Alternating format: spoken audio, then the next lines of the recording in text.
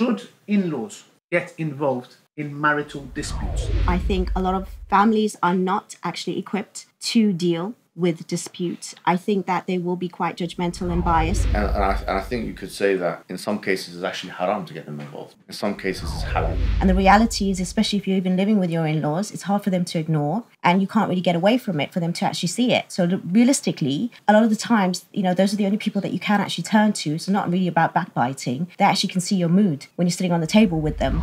If I put a legal case on you that destroyed your life, for example, I've accused you of violence, domestic violence, it goes on your record, right? And it's like you're staying pretty much for life. The problem that I think we face a lot is, especially if you come from a South Asian background, we have a very, very toxic culture, which teaches us that women should stay quiet and, marriage is tough, it's a gamble, so just deal with it.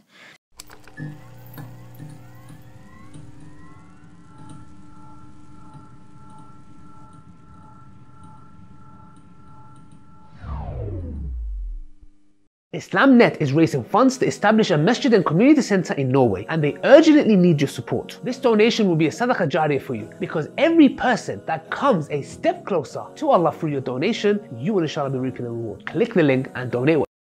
Assalamu alaikum wa rahmatullahi wa barakatuh, brothers and sisters and dear friends. Hope you guys are well, inshallah. Welcome to the Bitter Truth Show.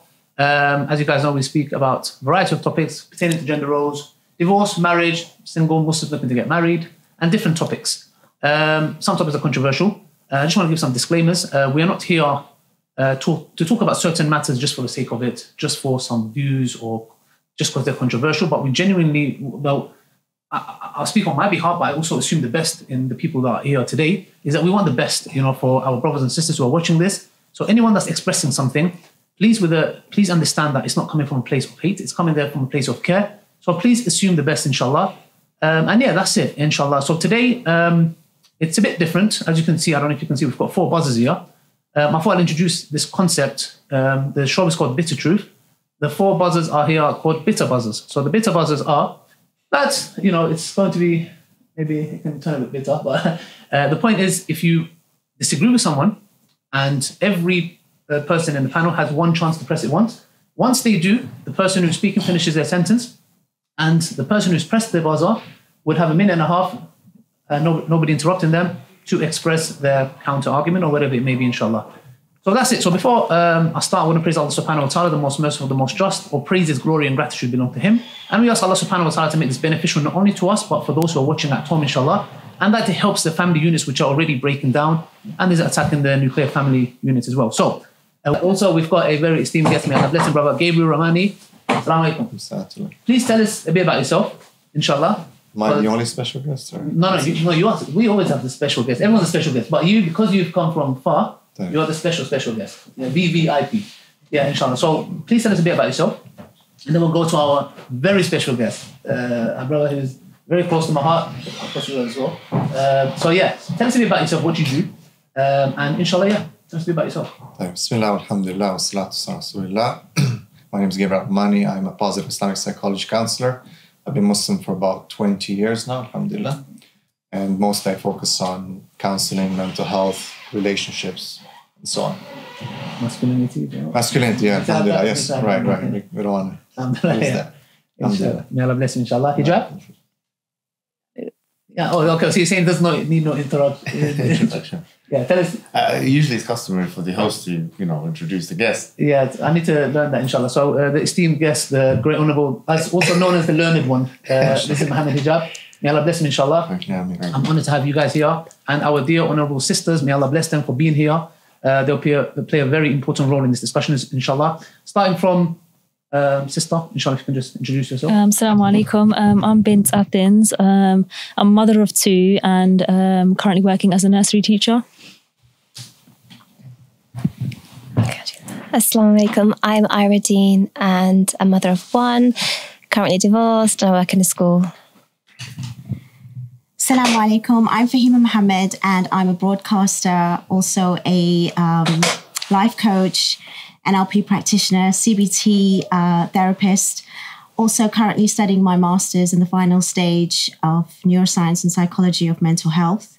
And I do help people in the community, in different backgrounds, male and female, with regards to all kinds of issues and especially relationships, and appear on several different TV channels, including mainstream and different sect and different backgrounds as well. So try to represent within the community and outside the community, talking about social issues and relationship issues as well. Okay, may Allah bless you guys, inshallah. So I'm going to introduce a topic here at hand today. But just so you guys are aware, this is what the buzzer sounds like. So if you hear it, please finish your sentence, and the person who's pressed it, give him the chance to speak or her. So the topic today is the following. Should in-laws get involved in marital disputes? So that's just to put it out there. We can talk about what kind of disputes we're talking about later, minor, major. But in general, let me start with Brother Gabriel. Do you believe that in-laws should get involved in every marital dispute? Some marital disputes? What's your take on it? Inshallah. Bismillah. So it depends, I guess, what the issues are. Because Allah subhanahu wa ta'ala tells us in the Qur'an about where and at what position do you choose an arbitrator from her family and from his family, right? And it's usually kind of like the latest stage before you're about to separate, right? And what happens today, what we see is that it's the first thing that people do, right? As soon as there's an issue, mom, dad, this is what's happening, everyone gets involved. And instead of solving problems, because obviously there's emotional attachments to each side, biases, people are going to make mistakes. If I'm a father, if my daughter gets married to someone, most likely, if I'm not well-versed, if I'm not wise, and I don't understand the Sharia and the procedures, I'm probably gonna side with my daughter, isn't it? True. It shouldn't be like that. But it's we're human beings, right? And it's a hard thing to do. Right. But the bitter truth is that we shouldn't usually. Sisters, what's your take on it? Like, do you think that in-laws should be involved from the very get-go, later stage, minor argument, major argument? Where would you get your family or his family involved in a dispute?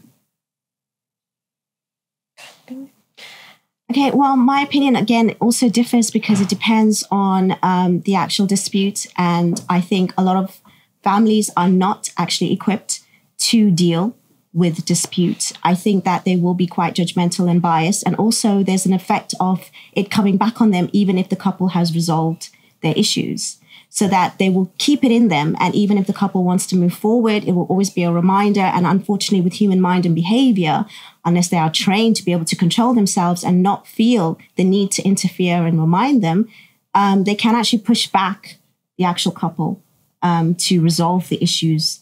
And I think, again, like the brother mentioned, I think a lot of people are very judgmental and they're very protective as well. You can understand that. So I think it's best to, even if they can't resolve it between themselves, to seek an outside perspective, a professional or a wali or whatever it is that they started off with. Okay. I personally think that it depends on your in-laws. So I think it depends on your in-laws. Like, you know your in-laws best, and it also depends on the situation you're in. I would say don't get them involved unless it's something like serious. And I think you can judge that. So I can't speak on everyone, but I would say look at your in-laws. How much knowledge do they have? How well do they know you both? Are they fair people? And if so, then do get them involved. But if you can resolve it between you, then obviously don't get them involved. Yeah, adding on to both what the sister said, it depends on the kind of relationships you have with them. So we have three sides here. We've got his side, her side, and then the truth. And the point is for all of us to work together to get to the truth, not be biased, not fight against each other. As long as we can agree that we're all on that same page and that we have the best interests for one another, then I think you should. But that's more at a later stage, definitely not in the early days. Okay, so like sister said, there's his story, her story, and the truth. But the sister's side or the brother's side, they might say, this is my truth. So hijab, I don't know, we speak to a lot of people come to us for advice. What's your take on in-laws getting involved? Do you think they should get involved straight away at all? What's your take on it? I think that if we're speaking from an Islamic paradigm, that we have to kind of compartmentalize the situation. And you can probably say that you can rephrase the question, what is the hukum? What is the ruling of getting them involved? Okay. And I think you could say that in some cases it's actually haram to get them involved. In some cases it's halal. some cases mustahab. And I think that for you to have a successful Islamic marriage, you need to know which is which. For example, in the haram cases, many men or women will speak with their parents about their partner. This is haram, this is ghiba and namima, for example. Is it classed as ghiba? Yes, of course. I mean, if, for example, a woman is complaining to her mum about her husband, or a man is complaining to his mother about his wife, because he's trying to placate them, for example. Now, the general ruling is that you're not allowed to speak about someone behind their back, for example, right? So you're saying, I want to get my family involved, but what you're actually doing is you're backbiting your brother or your sister in Islam, and you're getting a major sin. So that's a clear indication that, or an example of when getting your family involved can be haram. A situation where it's, for example, allowed would be if there's mutual consent between both parties, and you say, okay, I want to get this person involved. The way the Qur'an phrases it is, وَإِنْ خِفْتُمْ شِقَاقَ بَيْنِهِمَا فَبَعَثُوا حَكَمًا مِنْ أَهْلِهِ وَحَكَمًا مِنْ أَهْلِهَا. You know, if you fear separation between them, then get someone from his family, someone from her family. If you pay attention to that verse, it's not speaking to the marriage, to the husband and wife. وَإِنْ خِفْتُمْ شِقَاقَ بَيْنِهِمَا. It's not speaking to the husband and wife here, it's speaking to some other members of the community, because it's in the third person, not in the second. So the question is, who's it speaking to? وَإِنْ خِفْتُمْ شِقَاقَ بَيْنِهِمَا فَبَعَثُوا حَكَمًا مِنْ أَهْلِهَا وَمِنْ أَهْلِهِ وَحَكَمًا مِنْ أَهْلِهَا. So some say that, for example, Ibn Kathir in his tafsir, he mentions that it's the hakim. For example, if there's an arbitrator who, for example, both, because we know the story of Muhammad sallallahu alaihi wasallam and Aisha radiallahu anha, where they're both kind of consulting with one another of who to bring to arbitrate between them. And then, you know, he was suggesting names, and then she would say no and yes and so on. Anyway, she brought her father in, and it was not a good idea for her because, I mean, the story is well known. I'm not going to go into it now. No, but maybe some people don't know. Well, so they were suggesting names, and then she brought her father in, and her father was very, she was taking the Prophet ﷺ's side to a very high degree. So she thought maybe that the bias would be in her direction, but it was certainly not. It was the opposite. But that's interesting because it goes back to what Gabriel said, because in these instances, sometimes as fathers, or vice versa, mothers, it's because it's our blood. And we talk about that Iman is bigger than blood. That Abu Bakr actually, it's open. Yeah, it's quite beautiful. Exactly. So, I mean, the point I'm making with this is that Ibn Kathir says the hakim, the arbitrator. So in this case, we don't have a ruler or a judge. But let's say, for example, you have an arbitrator. Yes, the arbitrator says, bring someone from his family, bring someone from that. And the word in Arabic is hakaman, which really comes from the connotation of a hakim, a wise person. You can't just bring anybody. And it's not just necessarily the father or the mother. So the Quranic method on this issue is not bring the in-laws involved. You just bring the person who you think in that family is most qualified. It might not be the father, it could be the grandfather. It could be the uncle, maybe. It could be anybody, right? Whoever you feel is... The continuation of the verse is, يُرِيدَ إِصْلَاحًا يُوَفِّقِ اللَّهُ بَيْنَهُمَا. That if they want to reconciliation, then Allah will make them successful, you know. So which means that these two people have to want to reconcile with one another. So I don't think that the issue of getting the in-laws involved, nowadays a lot of divorces actually are predicated on that. Yes. So the woman goes to her father and she starts mentioning certain things to him about the husband, and that's it. It's a write-off now after that. It's irrevocable damage. And so these kinds of things need to be kind of weighed up and thought about. And you, Gabriel, and other people that do counseling probably know more than me. I haven't done counseling like that. So a lot of divorces, I'm guessing, are because of the in-laws' involvement. And I feel that therefore the basic policy should be not to get them involved. Unless it's a health and safety issue, for example. At all? Well, I mean, unless it's a health and safety issue, or unless there's an arbitration, there's consent, and there's a whole deliberation process. Interesting. Like in today's time, when you're talking about, for example, health, maybe life and death kind of situations, or maybe not to that extent, but you know what you mean. Yeah. But in today's time, bro, it's I want to be careful. I don't want to say people are snowflakes here because these things do happen. But any little minute thing, like, do you see this? You do counseling, if I'm mistaken, yeah. Do you guys see people coming over stuff like, and then they want their parents involved? And have you seen the detriment? Because I have, but obviously I want you guys to. I guess, as Mohammed said, it depends on what does it mean to get someone involved, right? So in most cases, the wife will go to her mother, her father, and start complaining about the husband. Or even go to the guy's mom, right? She has a good relationship with her, which obviously is going to be backbiting. Actually, you're not getting them involved as a hakim, but you're just basically going behind and complaining. And obviously, these people are not going to get the full picture. One rule of thumb of counseling is that you can never, ever just take one side or just listen to one argument. That's what it's very difficult. Ali Radiallahu said that. He said, I can't remember, is that, person which you see is that if he's good at judgment, is that he doesn't come and hear one side. Because we do this a lot. Like, I realize it's sometimes... impossible. It's like, I was speaking to Shaykh Haytham about this, and Shaykh Haytham would, he would say he had to like train himself not to do this in the context of that you would have a sister come in and she's crying. Like, I'll be honest, like I've had situations like that similar, and I'm just like, oh my gosh, like this, who is this? Like, who is this guy? And then Shaykh Haytham goes, then you will go and speak to the husband, and vice versa. Sometimes the husband comes and he makes it out to be like, the wife is this, and you speak and you're like, subhanAllah, you didn't tell me about this, and you didn't tell me about that, and you were saying this, but there was context behind it. I would say in about 80% of the cases, the story can change anywhere from 90 degrees to 180 almost, you know what I mean? The other way. Literally. It's when you listen to the other side as well. And then you'll ask, like, why don't you say this? Oh, I was upset. Oh, I was, this. Or, oh, I'm like, no, but you don't understand what you've caused now. No, but I was angry. And in the moment, and you're talking here about not just someone's upset, family's angry. You're talking about here police cases, legal issues, right? Yeah. Custody of children. So when Allah subhanahu wa ta'ala tells us about this procedure, right, a lot of people, they want to follow the procedures of the Qur'an and Sunnah when it suits them. When it doesn't suit them, right, then they'll follow other procedures. Mm. And in the end, it's detrimental. People don't realize it till it actually happens. When it happens, it's very hard to go back and fix things. If I put a legal case on you that destroyed your life, for example, I've accused you of, I heard just today I was speaking to a case. Yeah.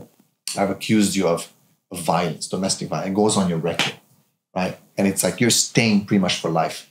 Like, for example, in Canada, you can't get a job anymore. Wow. Right? The guy's like, he's had a master's, he spent his whole life in IT, senior, right? And all of a sudden now he can't get a job in a school, bro. Right? That's you're talking about violence. I've heard, and there's actually next month, we've got a couple, two brothers coming who went through a divorce, and the sister stopped them from seeing the kids. And not only that, one of them actually had a hidden camera where she testifies to falsely accusing him of rape. And she actually says it on camera that, I was just, it wasn't true. Yeah. These are fathers actually battling to see their kids as well. Yeah. We need to raise awareness that this is next month, inshallah. But Sister Fahima, you coach, yes. And the other sisters as well. I don't know if you guys have heard of experiences. What are your thoughts? Do you do coaching? Do you see this phenomena? When would you say, do you agree with the brothers about, maybe getting them involved later on? And Hijab did mention that in some instances it can be haram.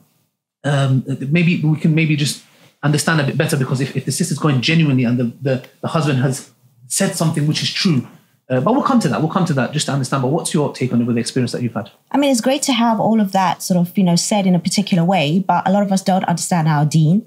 And the reality is, especially if you're even living with your in-laws, it's hard for them to ignore, and you can't really get away from it for them to actually see it. So realistically, a lot of the times, those are the only people that you can actually turn to. It's not really about backbiting. They actually can see your mood when you're sitting on the table with them, and that's how it works. So we've got to be realistic about this kind of things.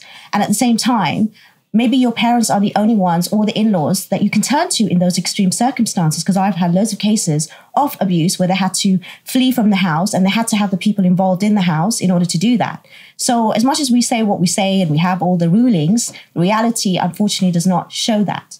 And there is no leader or arbiter, or whatever you want to call it, that's actually there to stand up for Muslim men and women, and especially women. And the men's side is always taken first, even in divorce. Yeah.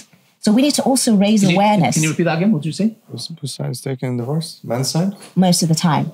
I disagree with that 100%. Well, most of the sheikhs, they find it very difficult going through that. Yeah, it'd be nice.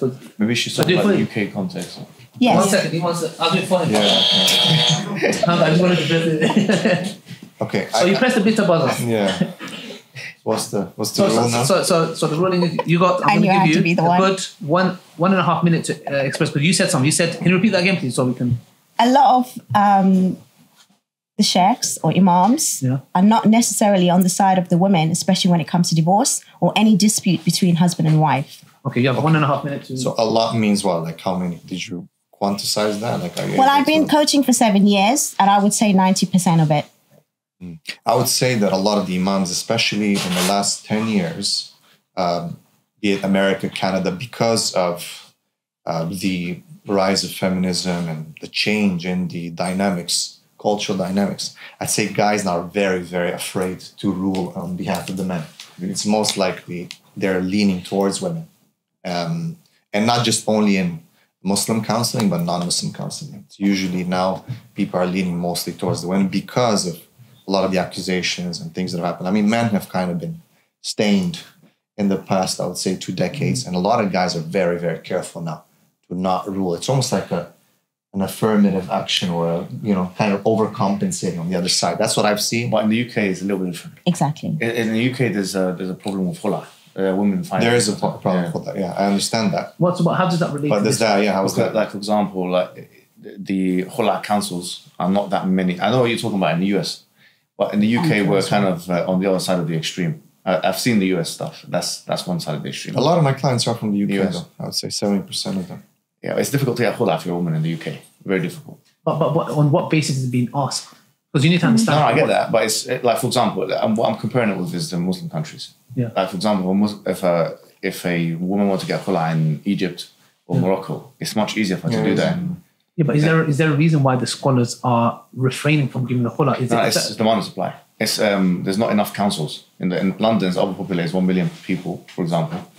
And when the khula cases happen, there's only like 2 or 3 major councils. So they don't know where to go. And there's a bit of a problem with authority as well. Okay, so where to go is different to not being given. So in that sense, we understand. For instance, like, the Sharia Council, the main one, Sheikh Haddad. Yeah. The average waiting time for a woman to get a khula is a very long time. Like, more than what would be usually the case in many other that's because of the supply and demand issue, not that. Yes, because what's the famous saying is that there's a favoritism going on. That's what she's saying. No, but there is the argument as well, and we have to look at that. We have to look at that because a lot of these Sharia councils, we have to look at things case by case. For example, the one in London, I'm not saying there's favoritism, but there's a lot of complaints. There's a lot of complaints, and we kind of have to look at that. Well, the imams, I'm sorry to interrupt you, but the imams, unfortunately, they may know the deen, but they don't know the counselling in human mind and behaviour as well. So they also need to be understanding of how to actually coach or understand, the two people, or get someone with them. Because even though they have other, because I have a lot of sheikhs and imams, recommend me to help them throughout their sessions or afterwards with their people, right? Who've gone through it. But they don't have a system set up. And the authority as well, it's very much here and there, which community you belong to. If you know them very well, they're not going to go and actually, give that divorce to that particular family because they're close to that sheikh and imam. So these things do actually happen. Okay, true. The topic kind of diverted a bit. So we are talking about divorce, but let's get back to marital disputes and in-laws getting involved. You should be a little bit quiet. Maybe if there's anything you want to say. If there's nothing, it's fine. But getting in-laws involved, at what stage do you believe, or at any stage? For me personally, like if I have like a marriage dispute, like that's severe, they have like in my husband's culture, they go to the elders. So by the elders, I don't mean your direct in-laws, but the oldest person in that community, because they tend to be wiser and they tend to have dealt with cases or dealt with situations like that before. And everyone respects the elder. So kind of you get with the elder and they will discuss, how to resolve this. And I think that's a really good method. I feel like the only reason that a woman would go to someone else is because she just wants the release, or she wants to kind of resolve it. I don't think she would just go for the sake of backbiting or for the sake of, trying to cause more problems. I think it would be a genuine need for her to go to talk to someone to kind of resolve it. Or maybe there's something that her husband's doing and she doesn't want to expose him. And the other option would be to go to someone that already knows him. So I think it's fine, but there's only if there's a need. Not just for the sake of talking or backbiting, and I don't think it's a good idea to go to the mothers on either side. Yeah, so I guess it comes down to intention as well, because if you're going to your parents so you can backbite, or in other words, release it, but not necessarily fix it or change your ways, because remember, we're both at fault here. It's not just him, it's not just you.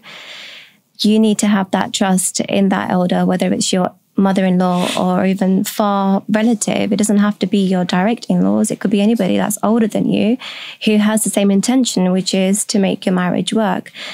The problem that I think we face a lot is, especially if you come from a South Asian background, we have a very, very toxic culture, which teaches us that women should stay quiet. And, you know, marriage is tough. It's a gamble. So just deal with it.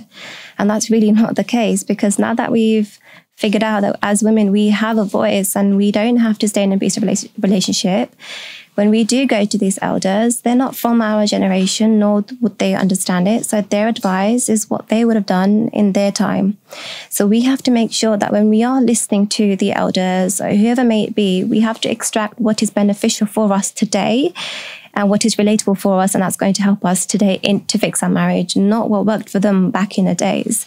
If you want your marriage to work, you'll try all means. It won't just be, oh yeah, I went to my mother-in-law, yes, I went to my aunt, it didn't work, my dad said no, that's it at the end.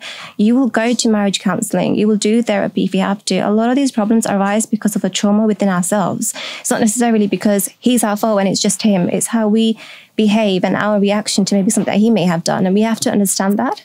Mm-hmm. Can I just Yes, can I just chime in a little, because I didn't address the first part of what you said before, which was about, like, you know, the reality on the ground, and you were talking about, like, your parents have maybe the only people that you can turn to, etc. And then you talk about abuse and all this kind of thing. And I think it's really important to unpack all this stuff. Like in the first instance, when you said that, well, you know, it could be backbiting, but then at the same time, like, you know, your parents are the only people that you can turn to. You know, there are usul principles, which are basically the principles of jurisprudence, if you like. For example, I did mention in the initial articulation that one of the exceptions would be health and safety issues. Okay, so if we put that to the side for a second and consider the hukm, or the ruling, because if we start speaking in a way which can undermine the rulings of Islam, then it can be problematic in the sense that we say, well, in reality, these rulings are not actually pragmatic enough for us. No, I get that. So if we speak like that, then in a sense, it can be problematic in the sense that, okay, well, I have the golden ticket that I can do whatever I want because I've got trauma. And then it becomes a self-flagellating endeavor. No one can hold anyone else to account, let alone themselves to account. So there has to be a level of self-reflection, self-accountability, especially vis-a-vis the Islamic ruling. So with, for example, the ruling of backbiting, the asl of it is that it's haram. This is very clear. Like, you know, and the Prophet ﷺ told us what it is. He says that it's dhikrika akhaka lima krahu, that you mention about your brother and obviously your sister as well, that which they would hate, for that which they would dislike. So, for example, now going back to the issue of a man going to his mum or a woman going to her mum, for example, and speaking about in intimate detail the stuff that's going on in the house.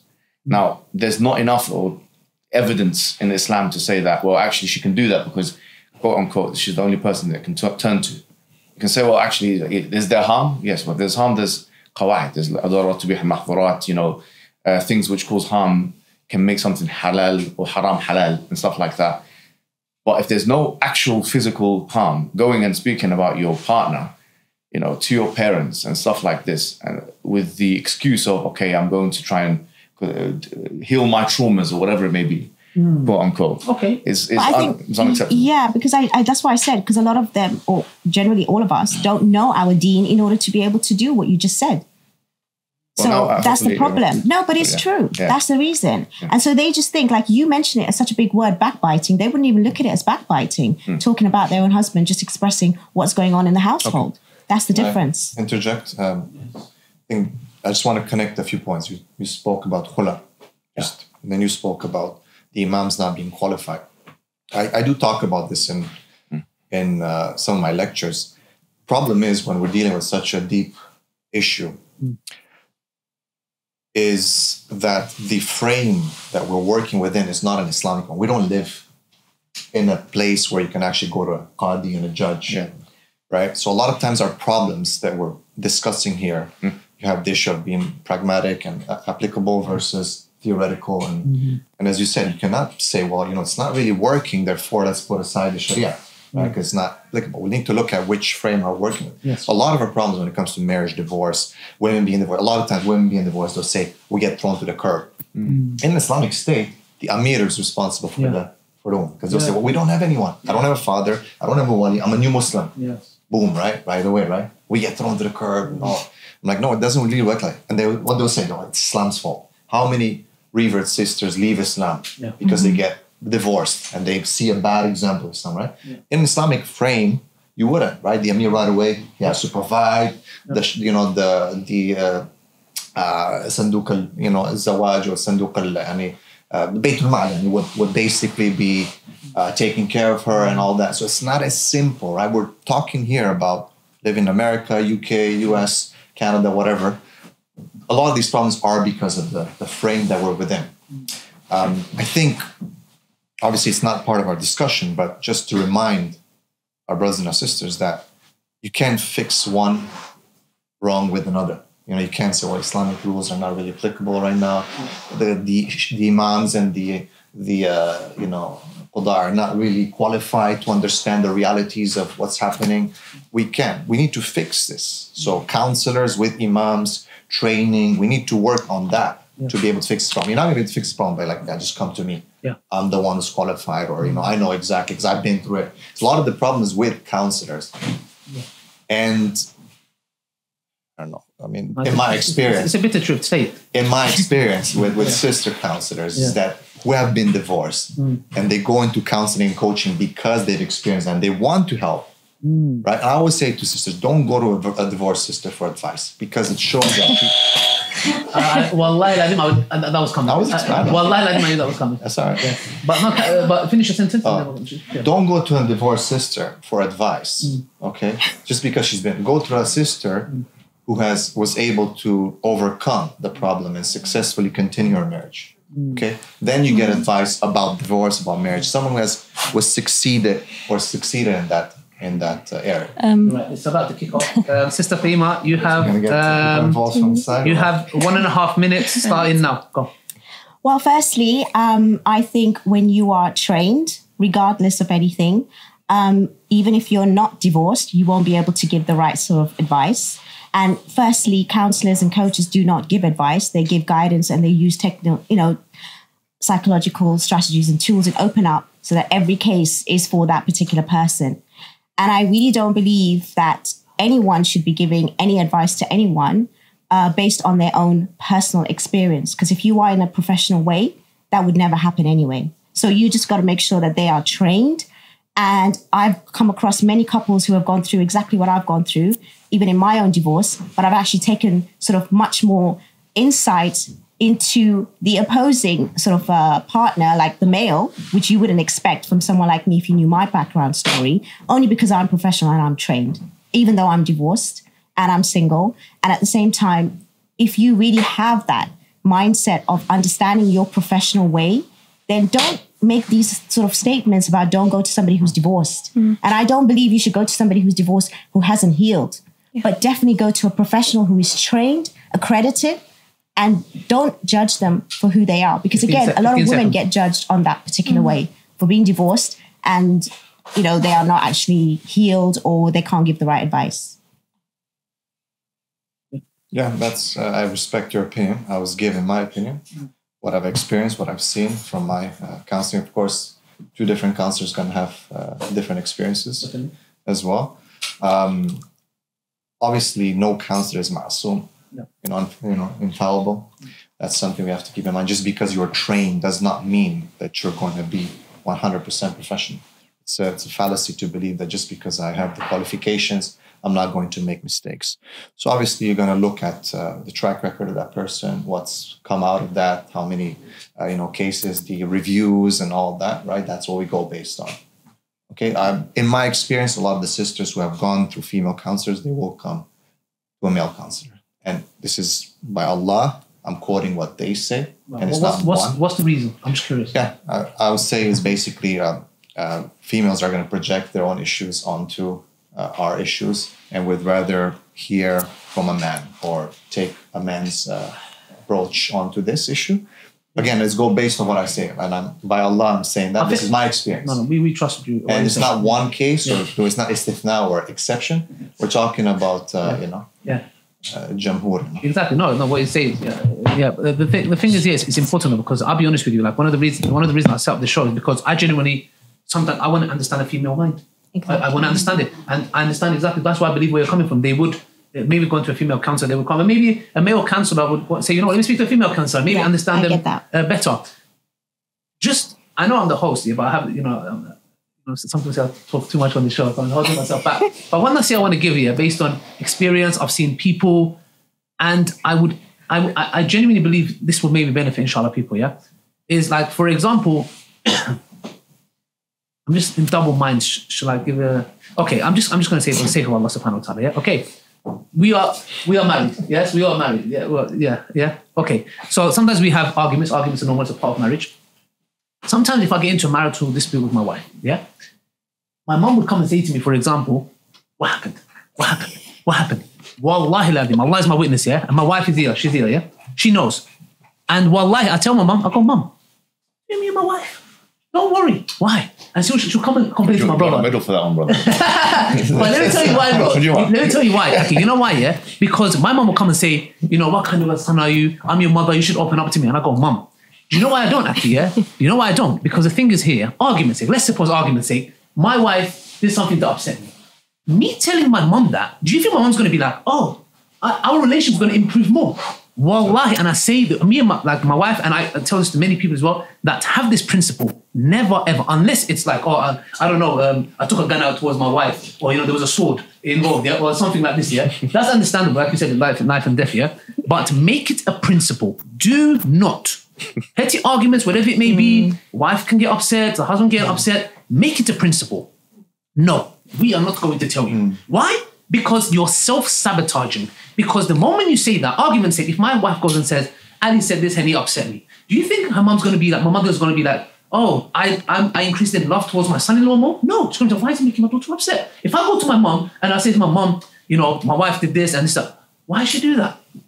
The problem is you're self-sabotaging now and you're ruining that relationship. But that's one perspective. That is one perspective. But I believe genuinely, the moment the in-laws start getting like towards a daughter-in-law or to the son-in-law, from there it's chaos. I just want to add one maybe just a theoretical point. Since I haven't been in the fields of counselling as you guys have, or many of you have, which is that it just makes sense on a theoretical level just to think that, or if you love someone more, which romantic love is a very powerful thing. Now, if the husband and wife love each other quite a lot, or they have love for each other, now if there's a fallout, they're more likely, this is just me thinking, to forgive each other afterwards. Why? Yes. Because love is a great incentive to forgive. But that level of romantic love that a partner has for the other partner, the husband for the wife and vice versa, is unlikely to be had by the in-laws. Yes. So when the fallout happens now, you might have forgiven your wife or you might have forgiven your husband, but we don't know if your in-laws have forgiven them. That is the point here, Aki. They're not going to, and that's why in my country they say that when the wife and the husband argues, don't get involved. Because you know why? They're going to both turn on you. They're going to turn on you. Oh, why did you get involved for? We okay. I'm just thinking, la ilaha illallah. I was back in your corner, and now you're switching on. Mom, don't get involved. I love him so much. Or like, and you're like, oh, that was imagining you're back in your corner. Does your dad get involved?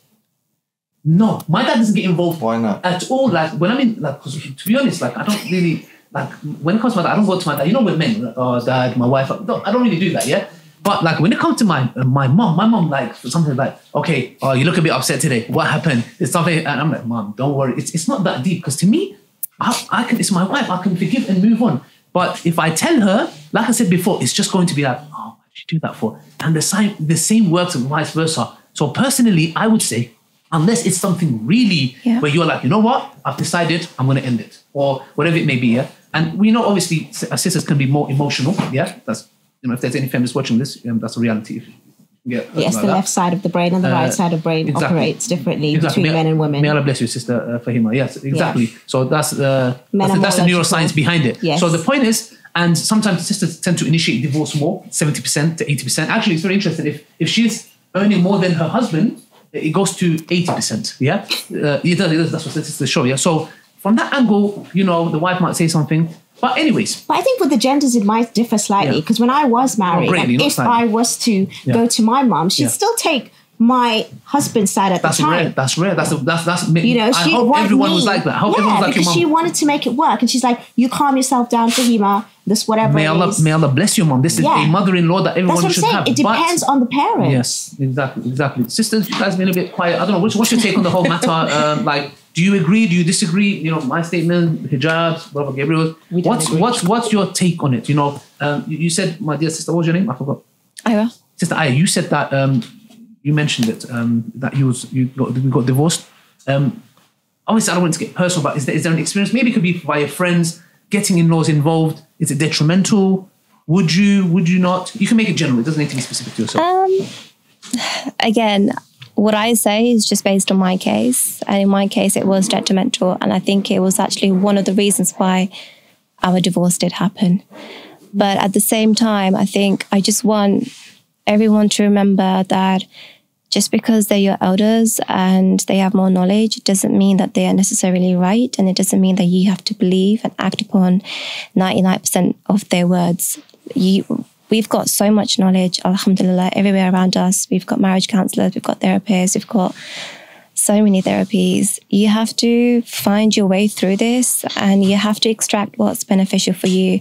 So your elder might say, look, forgive him. And maybe you just needed that nudge to forgive him. Maybe if you had resorted to looking Google or social media, where a lot of us now travel to, it would have made you hate him even more. And it's such a petty thing. Like Ali said, if it's something small, try to forgive him and go down that route rather than calling up your mum or your dad and getting their opinion of it. You have to learn what works for you, but subtracting but like getting your information from all sources, not just one thing, because even though you might go to a marriage counsellor, they're not going to have all the answers for you because your case is unique to you and your opinion, your childhood, your upbringing, your family. So learn to extract what works from you from all the resources around you before you give up on that marriage. I can just it's interesting. This whole elder framework, I'm not really privy to it, I'll be honest. Like I just going to the elders and stuff like that.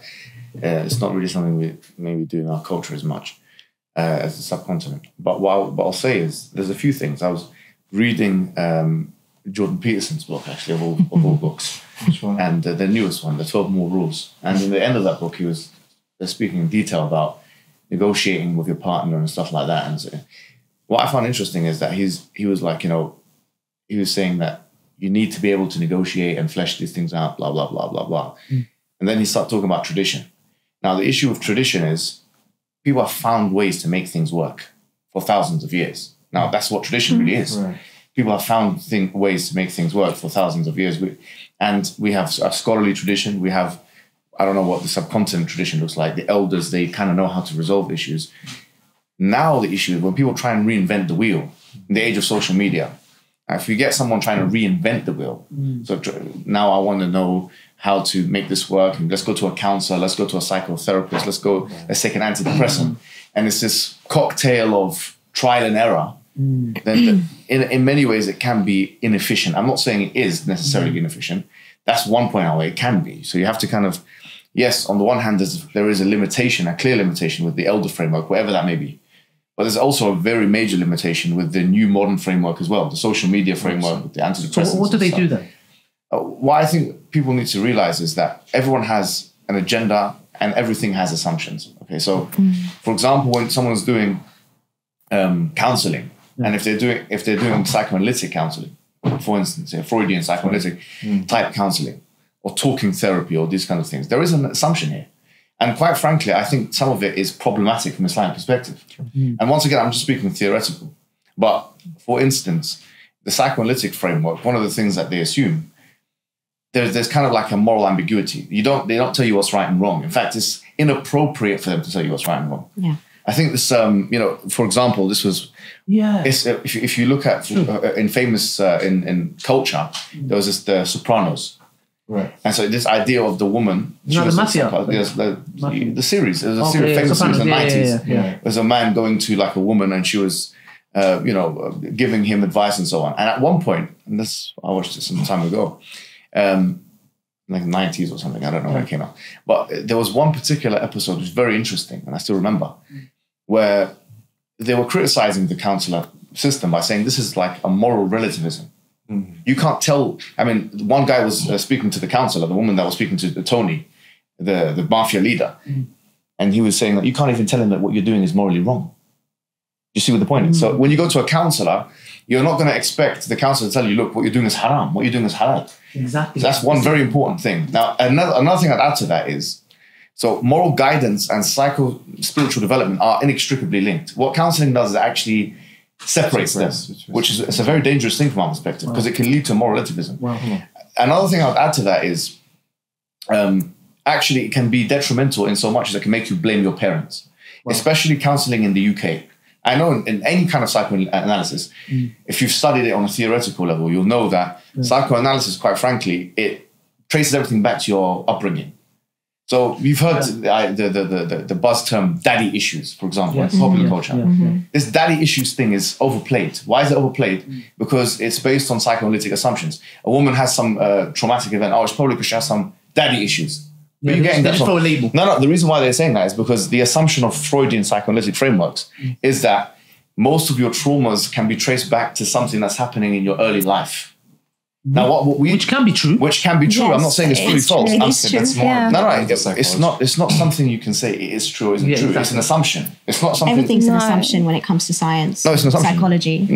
That's the point. The difference between something which is verifiable from the scientific method and an assumption of it is an assumption of something which is used to prove a point, rather than something which is proved from the scientific method. So, I mean, sorry to say, but you saying it's true. It's kind of the theoretical underpinnings of psychoanalysis might be kind of ambiguous to yourself, in the sense that, for example, Karl Popper, famous, he died in 1994, he propounded falsification.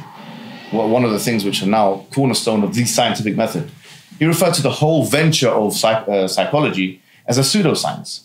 It doesn't even meet the threshold of natural sciences. So psychoanalysis is just one school of thought within psychology.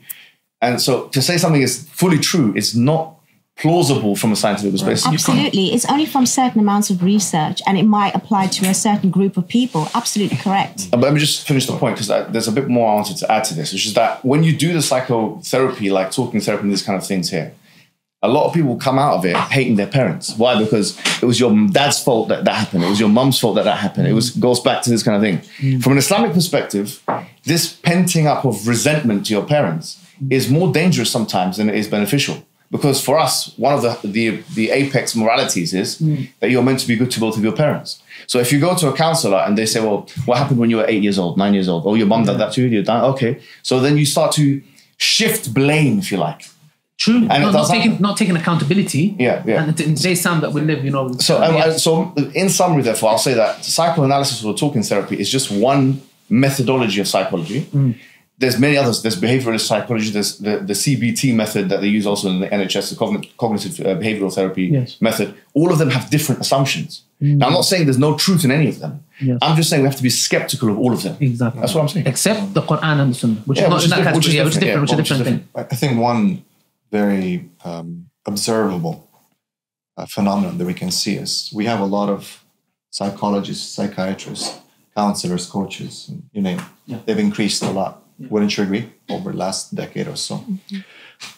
However, divorce has also increased. Right? But not all of them go to them. Do you think it's self-healing?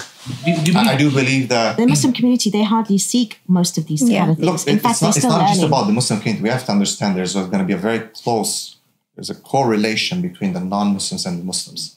The Muslims, indeed, we follow within a few years behind in most of the things. As the Prophet said, you will follow them into the... Right. So to establish causation would need some... No doubt. Additional... I think it's beyond the scope of this podcast, but we can do that, no doubt. But just on an observable, term, we see that there's been a lot of Muslim counselors, let's say within the Muslim community, okay?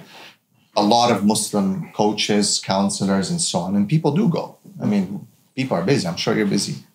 Full. And the ones that I know are full. Yet still, a lot of problems are still taking place. A lot of talaq, a lot of issues are still taking place. Why are we not solving these problems? My argument would be this, and I agree with you, is that looking at most of the counselors, they have gone through CBT training, they've gone through secular training, they've done their master's, PhDs. How many of them have Islamic qualifications? Yeah, that would be my argument. I would like to see the actual, because true. the ones that I know, You don't hear that much. it's not. You don't hear that Or much. they will filter the Islamic paradigm through a secular paradigm as opposed to the other way around. It's true, and that's detrimental. You're going there to help, This and it's going to end your marriage further. But I think the other point is a lot of people go seeking counseling and marital sort of like coaches is because it's right at the end of that relationship anyway.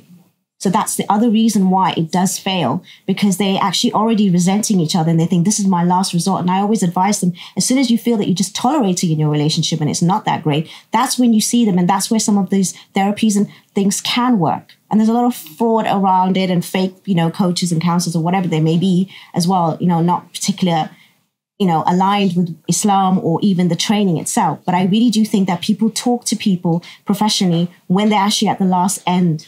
I think I disagree with that a little bit, because just taking my friend as an example, she's been married for 4 years. She's happy, she's healthy, she's got a child, she lives with her family, she lives with her in-laws.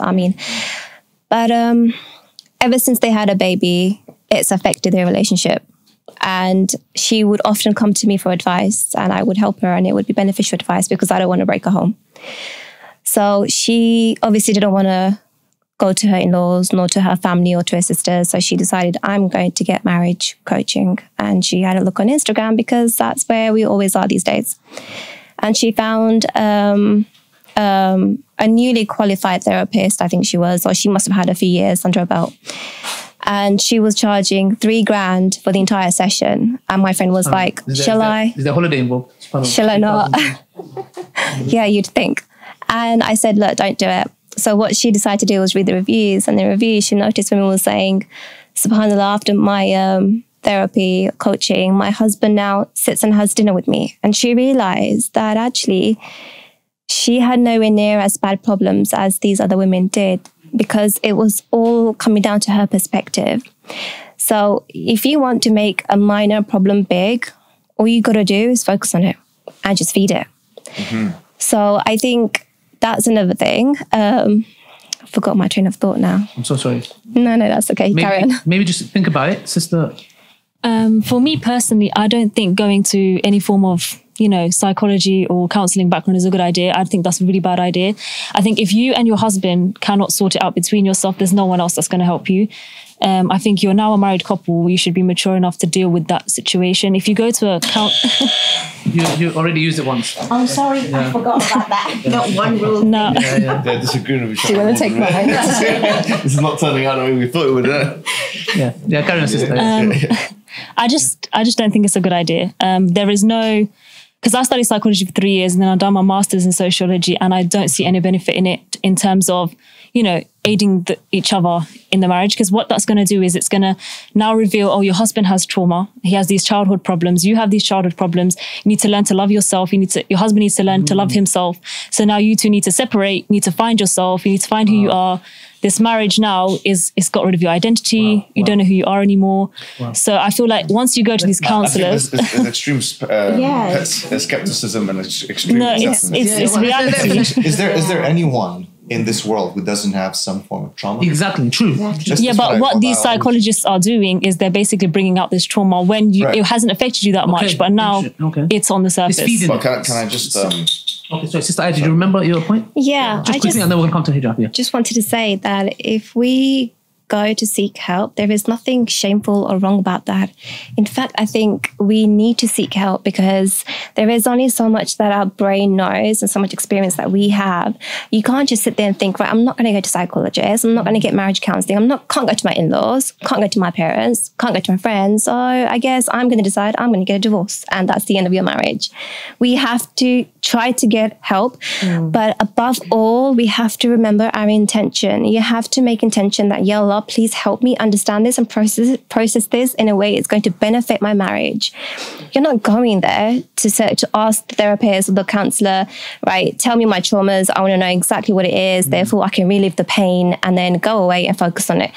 They are merely just trying to outline what could have been the cause of this dispute that you had, so in the future you don't repeat it. And yes, it involves that we go back to what caused the trauma, which emerges pain, but the pain has already been caused. You're just reliving it every single day, which is affecting your marriage and your relationship with your family, friends, and potentially you're obviously setting an example to your children as well. So by revisiting trauma, that's not necessarily a bad thing. I think we, especially the Asian culture, we are told, right, don't talk about it, especially with men. You can't cry. You can't talk about it. Man up. Be a man. And that is why we have so many broken men today. And it's so sad to see that when there was help all along, all they needed to do was maybe have that cry, was maybe reach out to a psychologist or a therapist, or maybe just get some form of guidance. We cannot delete that from the equation. That is part of the equation. We have Allah, we have therapy, and then we have ourselves to make our own decisions. Or in-laws, which they can open up to the in-laws, which is a discussion at hand. But yeah, hijab. I don't disagree with anything she just said there. I think that I think she's making a valid point. The question of to what extent are counselors, marriage counselors or counselors themselves effective? Right.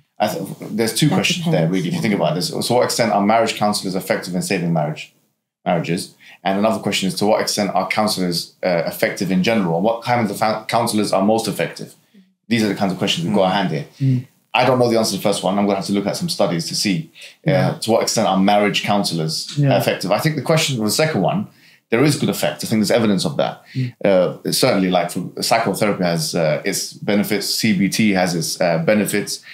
All of that has its benefits. You can approach all of those things as a Muslim with no problem. However, you need to know the assumptions of these things.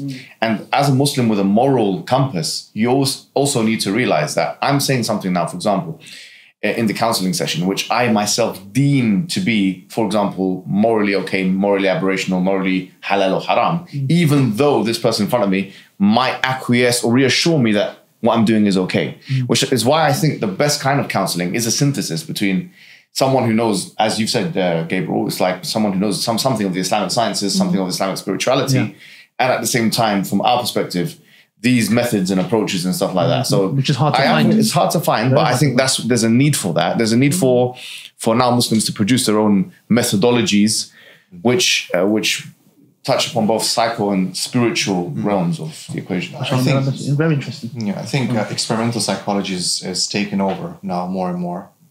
And I do believe that you can connect a lot of the procedures and processes to the Sunnah of the Prophet, because we have, like, for example, just the basic hadith, ad-din al-nasiha.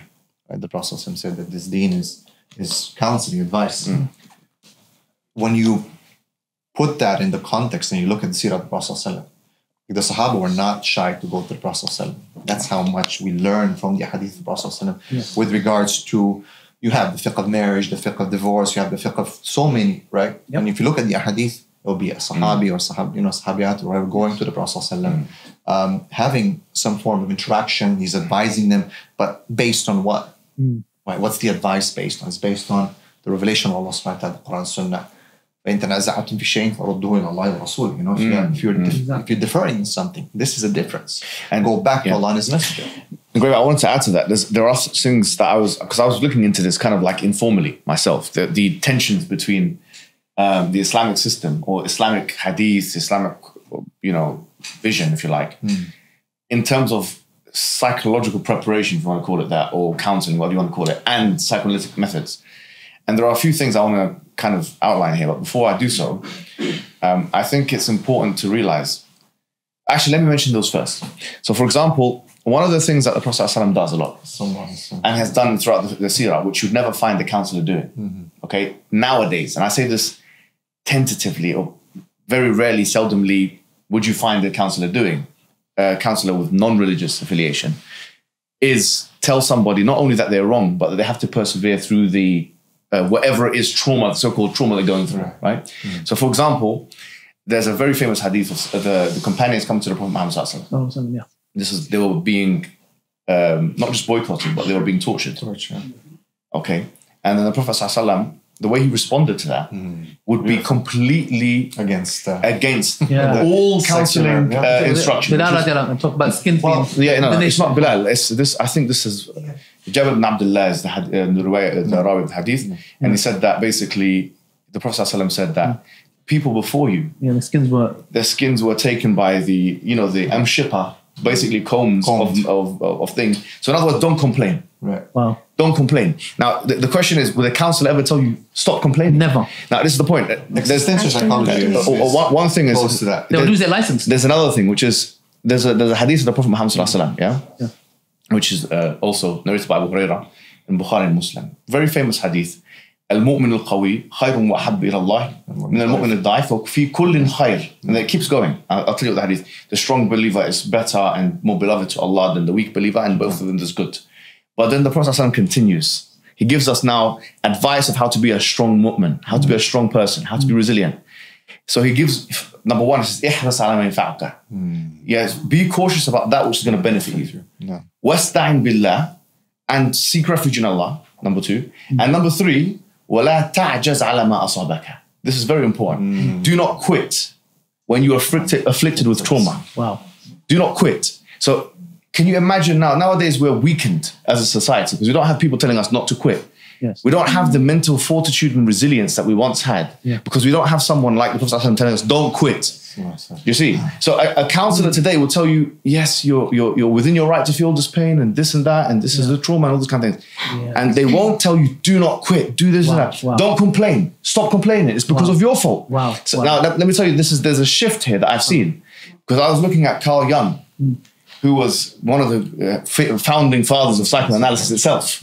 Actually, there was 3 major founding fathers, and Carl Jung was one of them. And I was seeing the clients that he had in the early days. There's videos of it online even. And she was, there was a particular woman that I was watching. She was saying that when Carl Jung was doing the therapy session with her, she would get angry, she'd stand up and get angry and smash the door behind her. And she was telling her, this is online, right?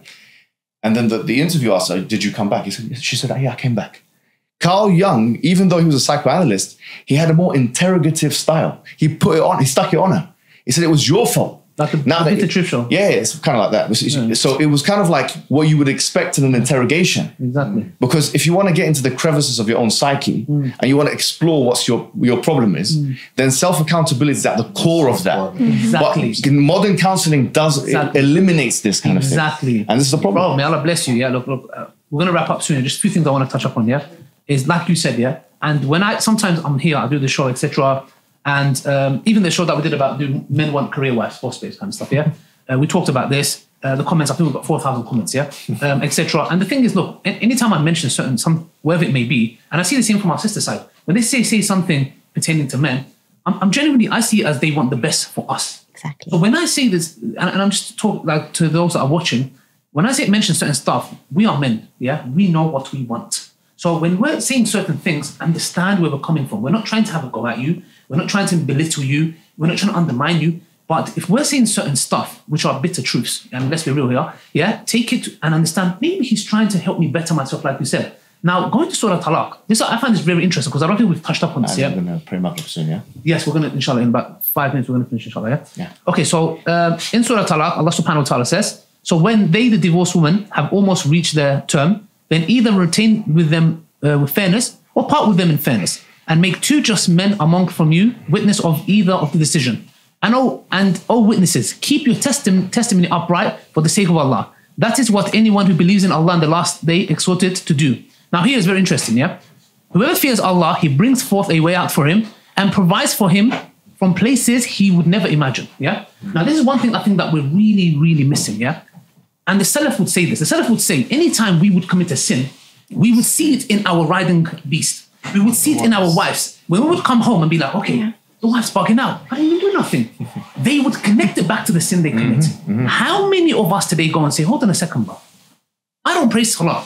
I commit major sins. I'm involved in riba. Brother, how could you? And you're telling me, and you're coming and telling me, oh man, I don't know why my marriage. Brother, and I'm not saying, look, there can be issues. We've had prophets who married evil women. Yeah? We knew righteous women who married evil people like Pharaoh. The point is this. How many of us, we talk about this coach, that coach, this, that, yeah, okay, all well and good. Because Allah says in the Qur'an, if you don't know something, ask somebody that knows. We understand. But how many of us have ever self-reflected and say, you know what? hold on a second. What is it that I'm doing? Which one of my sins is it that I'm doing that is causing the destruction of my marriage right in front of my eyes? How many of us do this and say, you know what? Hold on a second, bro.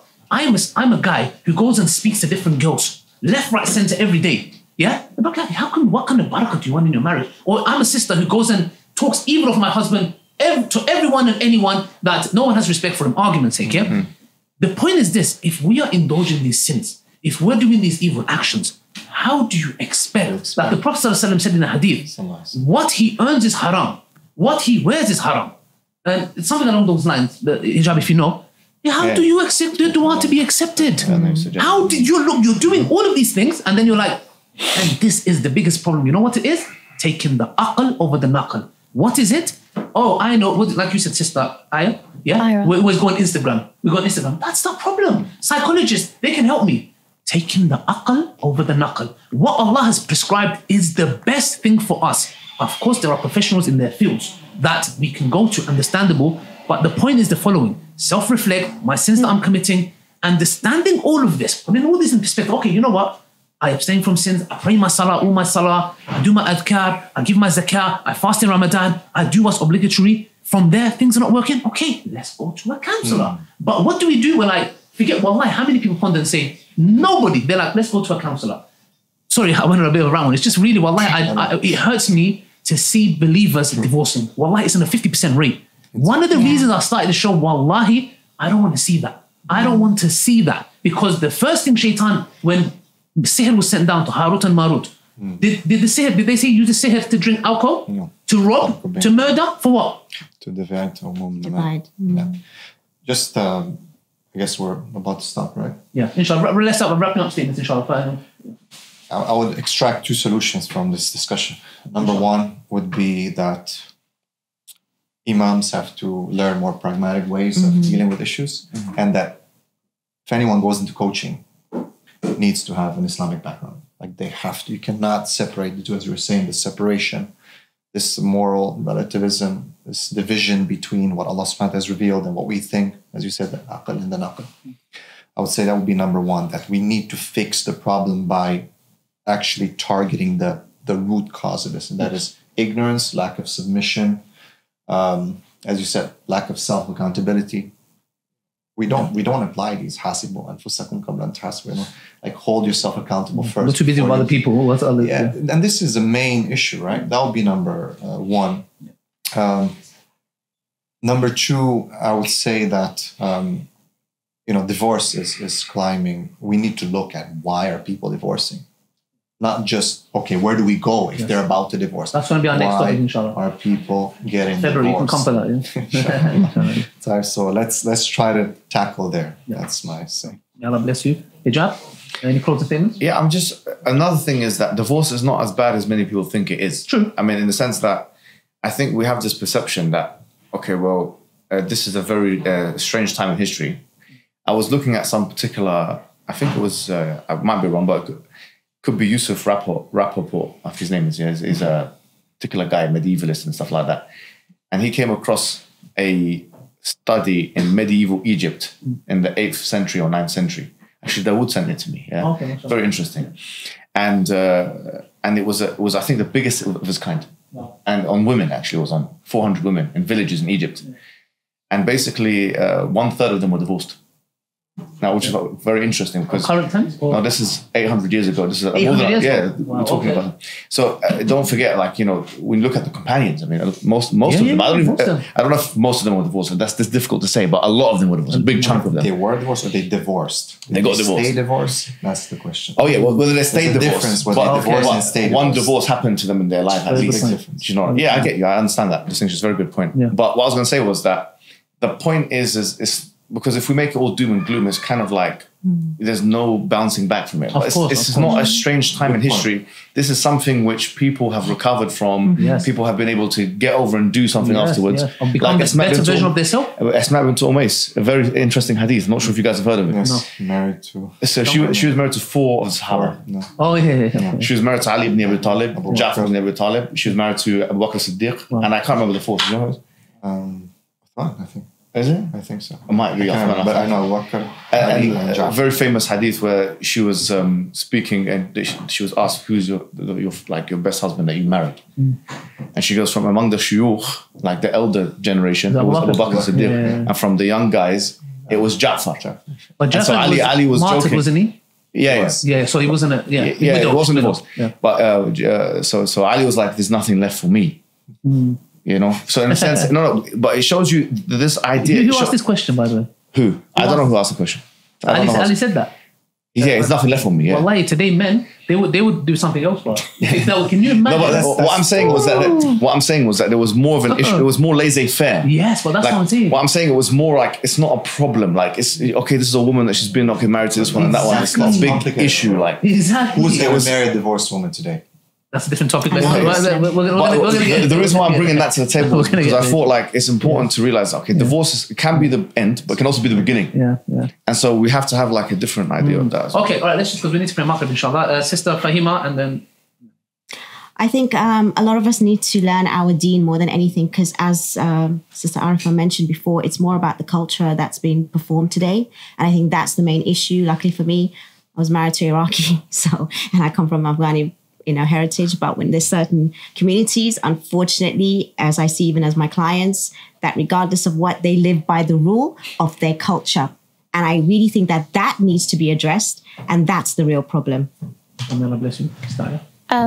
So brother said that therapy does not tell you to actually stop complaining, when in fact it actually does. In a way, it almost teaches you how to stop complaining by making you aware of your behaviors and your moods, etc.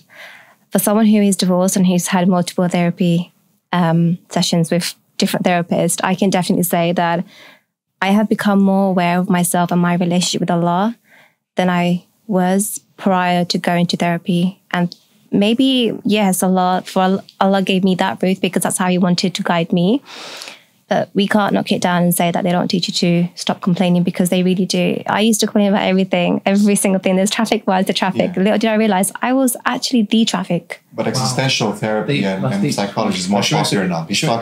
She makes a good point. I think it's good to make that point. Let me just clarify something, because it's important. I think the point of stop complaining is important, because yes, it's true that psychologists or counselors would say things like, you have trait neuroticism or something like this, how to reduce it or whatever it is, or they give you ways. What I was going was further than that, in the sense that the Islamic conception would tell you you're wrong. It's not just that stop complaining. Like, for example, there's an ayah in the Qur'an that says that وَمَا أَصَابَكُم مِّن مُّصِيبَةٍ فَبِمَا كَسَبَتْ أَيْدِيكُم وَيَعْفُ عَن كَثِيرٍ. In chapter 42 of the Qur'an, Surah Al-Shura. Whatever happens in your life, that it's your fault. It's what your hands have. Yeah, what your hands have put forward, and it pardons a lot of sins. And it doesn't go, what we're saying is our model of therapy, our therapeutic method. It's more brutal. It's way more brutal, because it's saying that in essence, everything goes back to your own behavior. Everything is self-accountability. And that level of self-accountability, I'm saying, you're right about the complaining, but it's not afforded in modern so basically, understand, there is, but not to the level of my culture. But you said something interesting. Islam tells about you said I was the traffic. Can you just...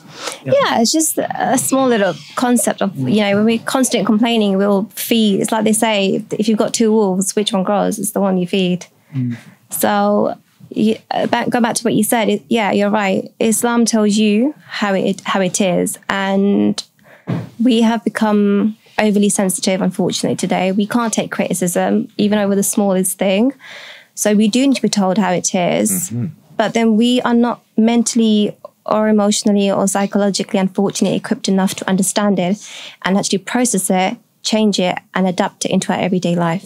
Therefore, that method, unfortunately, does not always work for all of us. And sometimes things have to be sugar-coated. As sad as it is, maybe that is the approach that this person understands. And that is the approach most of us understand these days. But it doesn't matter how anyone says anything to you. If you want to gain something from it, you will, regardless of how it's said to you. If you want to criticize it and reject it, it doesn't matter if your mum said it, your dad said it, or the king said it. You will reject it. So it comes down to what. If I come in one more time, only because it's just far away, isn't it? Just one more thing, because you're making good points, but I just before I forget it, because sometimes I've got a train of thought and I forget it. If I pray, I'm going to forget. Which is that the idea of sugarcoating something. Okay, the Islamic creed cannot be sugarcoated in the sense that, like, for example, we believe that, okay, there's such a thing as depression. Let's take about it. It's a clinical disorder, for example, yeah? And it's differentiated by what's referred to as transitory sadness. And usually the diagnosis say, like, for example, transitory sadness is 6 months and everything over 6 months is depression, for example, right? Now, there is a kind of depression which is haram, which is actually kufr. For example, you might be surprised to hear this, but what Allah subhanahu wa ta'ala says in the Qur'an, وَمَنْ يَيْأَسُ مِنْ رَوْحِ اللَّهِ إِلَّا الْقَوْمُ الْكَافِرُونَ. Whoever is hopeless from the mercy of God is who will do that except for a disbeliever. Yeah. So the point is on the spectrum of depression, on the far left side, you have hopelessness. Yeah. In fact, if you're, for example, studying bipolar disorder, hopelessness is in the depressive episode would be the epitome of depressive mood swings, for example. And what I'm saying is, for example, there are some things which you cannot do as a Muslim, and that Islam has to set your criterion. Now, you cannot sugarcoat those bits. For example, the hopelessness, despairing from the mercy of God. Or, for instance, like in this case, being told that you everything essentially that you're doing that's wrong is because of your own sins. Now, that might be very hard for somebody who is a victim of XYZ assault, but actually this is because of a sin that you've done, or it's because of a test that you're given. It's a very difficult thing to hear, but that spiritual dimension, once again, is not something we just believe in, but we must implement, and there's no sugarcoating that aspect of it. True. Okay, guys, we need to pray. Sister, last. My personal advice would be that if you and your husband are in constant arguments, to come up before the marriage, in your early days, come up with a coping mechanism. So what are we going to do when we both get heated? So I don't know if it's a hadith or not, but obviously one becomes fire, one becomes water. Try and implement that early in your marriage. Try to implement a coping mechanism. For example, if you're both angry, sit down. I was watching this one guy, I don't know if it was a TED talk, and he was saying that when he argues with his wife, they both lay on the floor, and then the argument becomes minor because they start to laugh. They literally sit on the floor together, and they realize, how can you be angry with someone when you're in that position? So you and your husband are a team. I don't think getting too many interventions involved I think that will separate you more, and that will I don't think that's healthy. I think try to come up with methods yourself in the early days and implement them so they become a habit as you grow. That's true. I think Imam Ahmed about when my wife is and if I'm not mistaken, talking about the floor, these days things got so thing that one ends up on the floor, which is literally. I want to recommend a book, please. Yes, and we'll end on that, please. Because we've talked a lot about the different approaches in psychology. Dr. Malik Badri has a book called The Dilemma of the Muslim Psychologist, where he addresses the Freudian method and how the Muslim psychologists have built upon that premise or upon that foundation and what the problems are with that. Because you mentioned a lot about Freudian psychology. And experimental psychology is climbing up the ladder right now, as well as it's called the Dilemma of the Muslim Psychologist. Dr. Malik Badri, Allah yarham, I think is a Sudani scholar who was a psychiatrist here in the UK, mashallah. Great book. I would recommend it to everyone. May Allah bless you, inshallah. Wallahi, I think this was one of the most productive episodes we had. I'll be honest, we've had a couple.